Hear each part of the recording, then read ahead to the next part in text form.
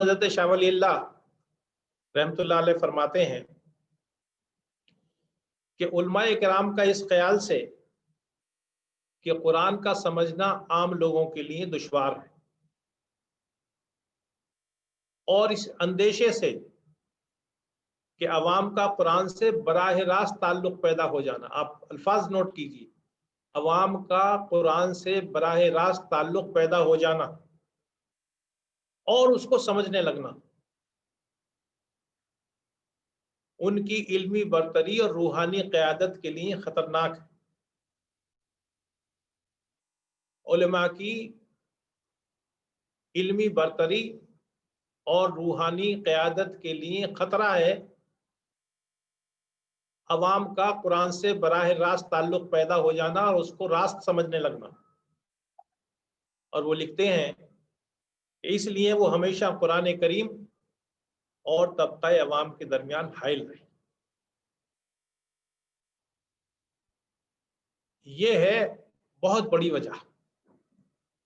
آپ تصور کیجئے کہ وہ علماء جن کی ذمہ داری یہ ہے کہ وہ قرآن کو سمجھیں اور سمجھائیں، لیکن شاہ ولی اللہ رحمۃ اللہ علیہ فرماتے ہیں کہ یہ قرآن اور عوام کے درمیان حائل رہے ہیں اس لیے کہ اگر لوگوں کا راست تعلق ان سے پیدا ہو گیا اور وہ خود سمجھنے لگے قرآن کو، تو گویا ہماری کوئی وقت اور ویلیو نہیں رہے گی، ہماری جو علمی برتری ہے وہ بھی ضائع ہو جائے گی اور جو روحانی قیادت ہے اس کو بھی خطرہ ہوگا۔ لیکن یہاں ہم بجائے اس کے کوئی غلط فہمی میں مبتلا ہوں، ہمیں ایک بات سمجھ لینی چاہیے کہ سارے علماء ایسے نہیں، بلکہ حقیقت یہ ہے کہ علماء بھی دو طرح کے، ایک ہیں علماء حق، اور یہ علماء حق کا کارنامہ ہے کہ انہوں نے قرآن کو اپنی زندگی کا اوڑھنا بچھونا بنایا، ہر وقت ان کی زبان قرآن سے تر رہتی ہے، اور قرآن کی تجوید اور اس کی اشاعت اور اس کی تعلیم سب کچھ انہوں نے زندگی کا مقصد اسی لیے بنایا ہوا ہے، اور انہی کے ذریعے آپ دیکھیں کہ قرآن کی ترویج بھی ہو رہی ہے، ان کی اشاعت بھی ہو رہی ہے، مدارس کا بھی قیام ہے، ترجمے بھی کیے گئے ہیں مختلف زمانوں میں، تفسیریں بھی لکھی گئی ہیں، یہ تمام کام علماء ہی نے کیا ہے، لیکن وہ علماء حق ہیں۔ دوسرے ہیں علماء سو، جن کی روحانی قیادت کے لیے اور علمی برتری کے لیے قرآن کو سمجھنا چیلنج۔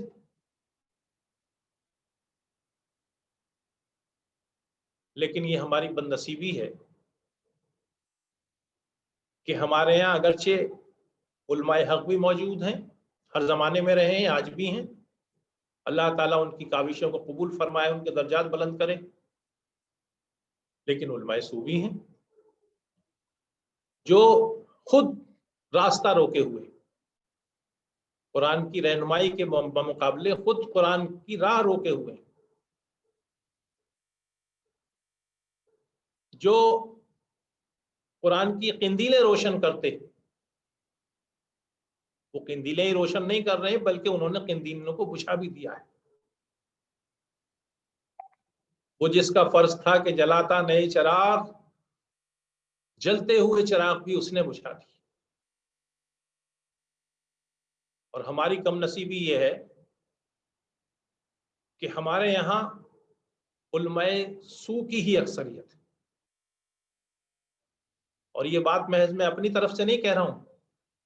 بلکہ خود اللہ کے رسول صلی اللہ علیہ وسلم نے فرمایا ہے، مسند احمد کی حدیث ہے کہ اکثر و منافقی امتی قرعہا،